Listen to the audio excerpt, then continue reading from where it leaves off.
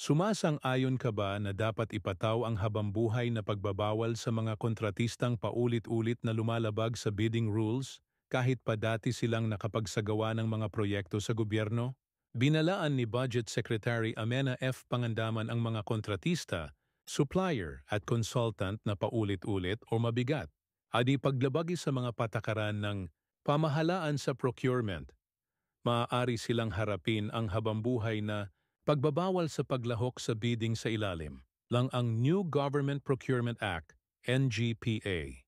Ayon kay Pangandaman, layunin ng batas na modernisahin ang proseso ng procurement sa gobyerno habang pinatitibay ang pananagutan at integridad.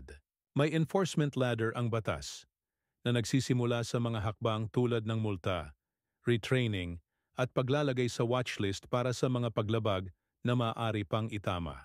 Para sa mga procedural violations, maaaring masuspinde ang lumabag ng 1 taon sa unang offense at 2 taon sa ikalawa.